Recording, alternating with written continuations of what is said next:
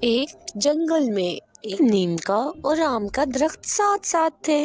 آم کا درخت میٹھا تھا اور نیم کا درخت کڑوا تھا۔ ایک دن کچھ شہد کی مکھیاں پورا جنگل گھوم رہی تھی کہ وہ اپنا گھر کہاں بنائے۔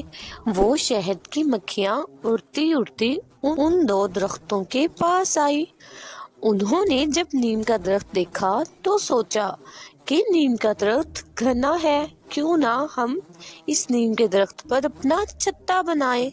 مکھیوں نے نیم کے درخت سے اپنا گھر بنانے کی اجازت مانگی، لیکن نیم کے درخت نے غصے سے کہا، نہیں نہیں، تم مجھ پر اپنا گھر نہیں بنا سکتے۔ قریب ہی آم کا درخت یہ سب دیکھ کر نیم کے درخت سے بولا، ارے نیم کے پیارے درخت، آپ کی شاخیں تو بہت بڑی ہیں اور آپ کا بہت بڑا اور گھنا درخت ہے، آپ پہ تو کوئی بھی گھر بنا سکتا ہے، ان بیچاری مکھیوں کو بھی گھر بنانے دو نا۔ یہ سن کر نیم کے درخت نے کہا، نہیں، میں گھر نہیں بنانے دوں گا۔ تمہیں اتنا دکھ ہو رہا ہے کہ تم اپنے درخت پر ان مکھیوں کو گھر بنانے دو۔ اس پر آم کے درخت نے مکھیوں سے کہا، پیاری مکھیوں، تم لوگ پریشان نہ ہو، تم لوگوں میرے درخت پر گھر بنا لو۔ مکھیوں نے خوشی خوشی آم کے درخت پر گھر بنا لیا۔ پھر ایک دن ایک لکڑہارا اسی جنگل میں آ گیا اور چلتے چلتے اتفاق سے وہ بھی ان دو درختوں کے پاس آ گیا۔ اس نے آم کا درخت دیکھا اور سوچا کہ آم کا درخت کاٹتا ہوں، پھر اسے بیچوں گا اور خوب پیسے کماؤں گا۔ لیکن جب اس کی نظر آم کے درخت کی شاخوں پر مکھیوں کے چھتوں پر پڑی تو اس نے کہا، اگر میں آم کا درخت کاٹوں گا تو مکھیاں مجھ پر حملہ کر دیں گی۔ پھر اس کی نظر نیم کے درخت پر پڑی۔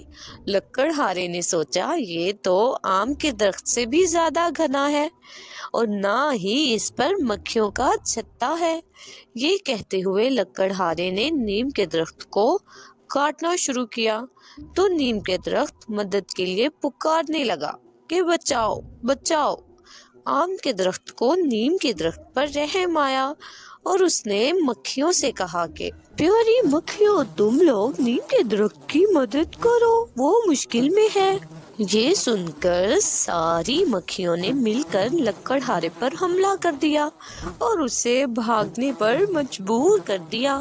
نیم کے درخت نے مکھیوں کا شکریہ ادا کیا کہ انہوں نے اس درخت کو بچایا ہے، لیکن مکھیوں نے کہا، یہ احسان تو رحم دل آم کے درخت کا ہے، اس نے ہی ہمیں بھیجا ہے۔ نیم کا درخت بہت شرمندہ ہوا اور آم کے درخت کا شکریہ ادا کیا۔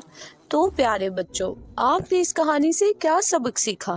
کہ ہمیں کبھی بھی غرور نہیں کرنا چاہیے، چھوٹوں پر رحم کرنا چاہیے اور برائی کا بدلہ برائی سے نہیں بلکہ اچھائی سے دینا چاہیے، جیسے آم کے درخت نے نیم کے ساتھ کیا۔ کے بڑے پیڑ پر رانو چڑیا اپنے چھوٹے سے گھونسلے میں اپنے دو چھوٹے چھوٹے بچوں کے ساتھ رہتی تھی۔ اس کے بچے بہت بھوکے تھے۔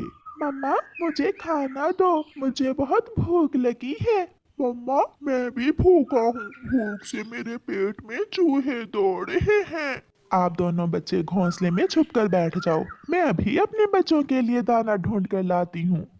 پھر چھوٹی چڑیا طوطے کے پاس جاتی ہے۔ طوطے طوطے، چلو دانا لینے جاتے ہیں۔ مگر میرے پاس تو دانا ہے، میں اپنے لیے کل ہی دانا لے آیا تھا۔ مجھ بیچاری کے ساتھ کوئی بھی دانا لینے نہیں جاتا، میں کسی اور پکشی کو ساتھ لے جاتی ہوں۔ پھر چھوٹی چڑیا آگے بڑھتی ہے۔ چڑیا بڑے گھر میں رہنے والے کبوتر کے پاس جاتی ہے۔ کبوتر کبوتر، چلیں ایک ساتھ دانا لینے جاتے ہیں۔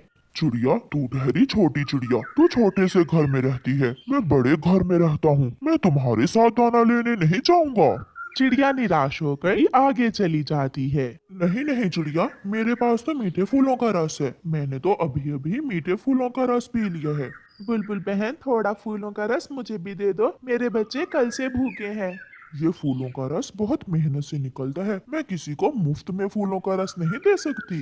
चिड़िया उड़ती उड़ती एक खेत में चली जाती है। वो खेत कालू कौवे का था। चिड़िया उस खेत से अपने बच्चों के लिए दाना ले लेती है। तभी पीछे से दुष्ट कौवा आकर छोटी चिड़िया को पकड़ लेता है और उसे एक पिंजरे में कैद कर देता है। छोड़ो मुझे, छोड़ दो, मुझे अपने बच्चों के पास जाना है। एक चोरी करती हो, दूसरा मैं तुम्हें छोड़ दूं? ये खेत मेरा है, तुमने मेरे खेत से दाना क्यों चुराया? गलती होगी किसान कौवे जी, मुझे माफ कर दें। मेरे बच्चे मेरा इंतजार कर रहे होंगे। ऐसे कैसे छोड़ दूं? तुझे चोरी की सजा जरूर मिलेगी। फिर चिड़िया उस कौवे से बचने का एक उपाय सोचती है। वो पास से गुजरते हुए तोते से कहती है, तोते तोते मेरी बात सुनो, अगर तुम मुझे इस कौवे से आजाद करवा दो तो मैं तुम्हें अपने 2 सोने के अंडों में से एक सोने का अंडा दूंगी। तोता रुक जाता है। नहीं नहीं, अगर तुम अपने दोनों ही सोने के अंडे दे दो तो मैं उनमें से एक अंडा इस कौवे को देकर तुम्हें आजाद करवा सकता हूँ।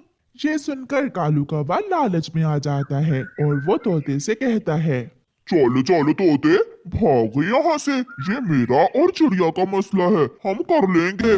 तोता वहाँ से चला जाता है। कौवे, तुमने तोते को क्यों भगा दिया? वो मुझे आजाद करवाने वाला था। तुम ऐसा करो, अपने दोनों सोने के अंडे मुझे दे दो, फिर मैं तुम्हें छोड़ दूंगा। तो फिर लाओ गोबर, मैं जैसे ही वो सोने के अंडे दूंगी तो तुम वो सोने के अंडे गोबर में छुपा लेना, ताकि कोई लालची इंसान तुमसे वो अंडे छीन ना ले। मैं अभी गोबर लेकर आता हूँ। अरे अरे, मुझे आजाद तो करते जाओ ताकि मैं सुनहरी दाना खा सकूं। अगर मैं सुनहरी दाना खाऊंगी तो फिर ही मैं सोने का अंडा दूंगी। फिर कालू कौवा चिड़िया को आजाद कर देता है और उसे पिंजरे से बाहर निकाल देता है। तुम सुनहरी दाना खाओ, ये सारा खेत मेरा ही है, जितने भी सुनहरी दाने हैं तुम वो खा सकती हो, और मैं अभी गोबर लेकर आता हूँ। फिर कौवा गोबर लेने चला जाता है। लालची कौवा सोने के अंडे लेने चला है और इसे मिलेगा गाय का गोबर।